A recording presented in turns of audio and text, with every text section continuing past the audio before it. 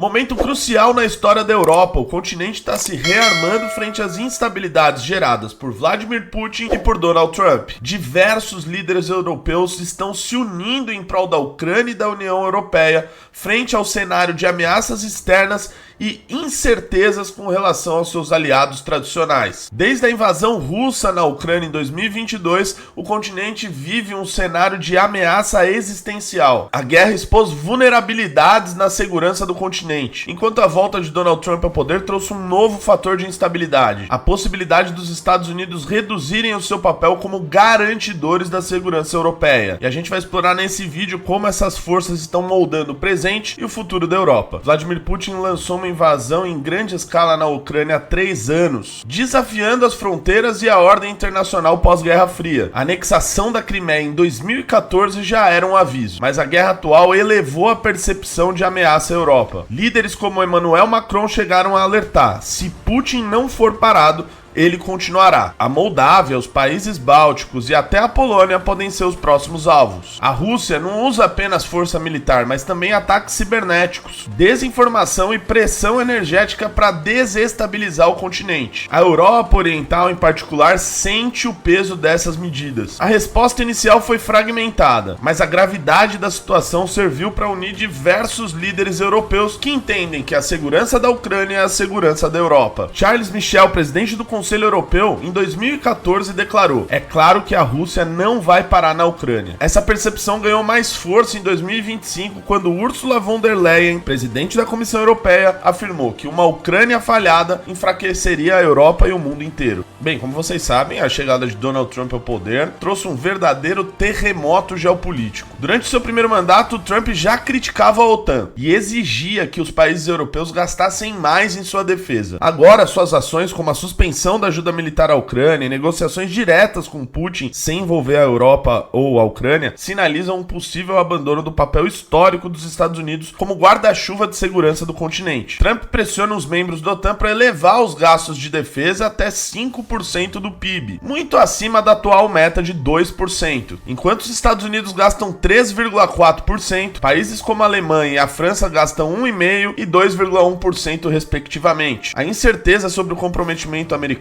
força a Europa a repensar o seu papel dentro da aliança. Bem, a Ursula von der Leyen chegou a declarar em março de 2025 que a Europa está em uma era de rearmamento. Ela chegou a propor um plano ambicioso de 800 bilhões de euros, tanto para fortalecer a defesa europeia quanto para ajudar a Ucrânia. Isso incluindo mais de 150 bilhões de euros em empréstimos e a flexibilização das regras fiscais da União Europeia para permitir o aumento dos gastos militares. O Macron, em um discurso recente, chegou até mesmo a colocar o seu arsenal nuclear à disposição da Ucrânia e ainda defendeu gastos militares de 3 a 13,5% do PIB, como quem sabe que ser forte é a única solução para garantir a paz. Já o premier britânico anunciou uma coalizão dos dispostos para defender a Ucrânia, incluindo tropas e apoio aéreo em caso de cessar-fogo. O Mette Frederiksen, da Dinamarca, chegou a dizer a seguinte frase: gaste, gaste, gaste em defesa e dissuasão, o que resume o sentimento da Europa nesse momento. O que a gente tem de ação concreta até esse momento? A União Europeia planeja integrar a indústria de defesa ucraniana ao bloco, aumentar a produção de armas e adquirir sistemas como o SAMP-T europeu e o Arrow 3 israelense. Alemanha, França e Reino Unido lideram esforços para criar uma força militar mais autônoma. Mas no meio disso também tem muita oposição e outros desafios a serem resolvidos. Bem, nem todos na Europa estão alinhados. Viktor Orbán, da Hungria, se absteve de apoiar declarações conjuntas da União Europeia sobre a Ucrânia, refletindo a sua simpatia tanto por Trump quanto por Putin. Já países como a Espanha hesitam em aumentar os seus gastos militares, enquanto a Alemanha enfrenta dificuldades para financiar sua meta de 2% dos gastos do PIB na OTAN. Rearmar a Europa vai exigir muitos sacrifícios. Muita gente afirma que o continente precisaria de 250 bilhões de euros anuais para conseguir enfrentar a Rússia sem os Estados Unidos. Ou seja, isso pode significar cortes em benefícios sociais ou até mesmo aumentos de impostos em alguns países. Mas um outro país tem chamado a atenção no meio de tudo isso. A Polônia, situada na fronteira leste da União Europeia e da OTAN, tem uma longa memória de ocupação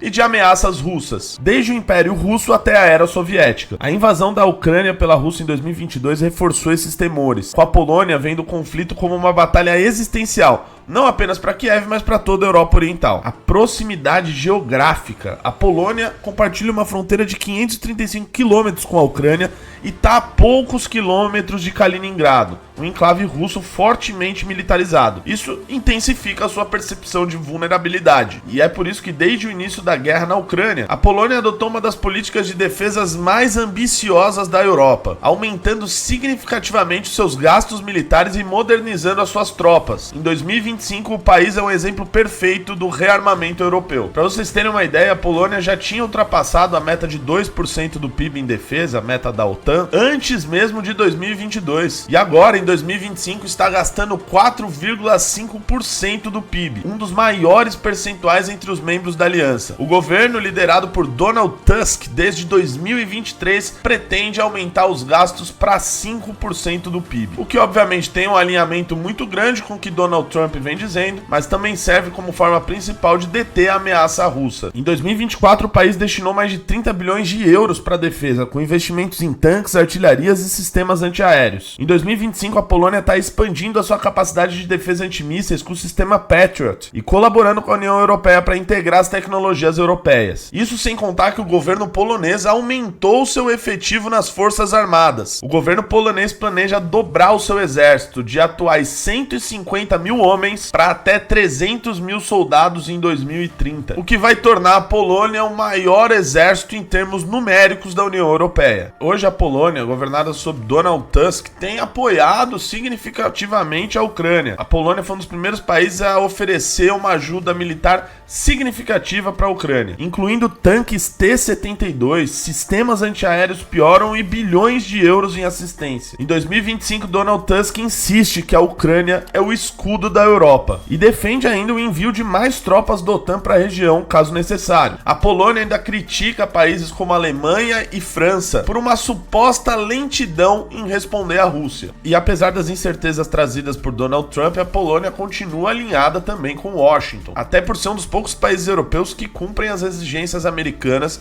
de gastos em defesa. Aliás, Donald Trump elogiou a Polônia recentemente. Para a Polônia, o rearmamento europeu não é opcional, mas é uma questão de sobrevivência. O próprio Donald Tusk chegou a dizer: se a Europa não quisesse rearmar, a Polônia o fará sozinho, mas é melhor que a gente caminhe junto. Eles partem da seguinte premissa: a Rússia só respeita a força. Nesse momento, a Europa está em uma encruzilhada. Putin testa sua resiliência com a agressão militar, enquanto Donald Trump força o continente a assumir mais responsabilidade por sua segurança. O rearmamento, liderado por figuras como von der Leyen, Macron e Starmer, é uma tentativa de transformar a União Europeia de um bloco econômico em uma posição estratégica. Se bem sucedido, esse esforço pode redefinir o equilíbrio de poder global. Mas, se fracassar, a Europa corre o risco de parecer fraca perante o Kremlin e irrelevante perante Washington. O que está em jogo no meio de tudo isso não é apenas a questão da Ucrânia, mas a própria ideia de uma Europa soberana e segura. A gente vai ver nos próximos meses se essas promessas de rearmamento vão se traduzir em ações concretas. Se você gostou desse vídeo, deixa o like, verifica sua inscrição no canal e já deixa um comentário aqui. Espero que vocês tenham gostado e a gente volta a qualquer momento. Beijos e abraços.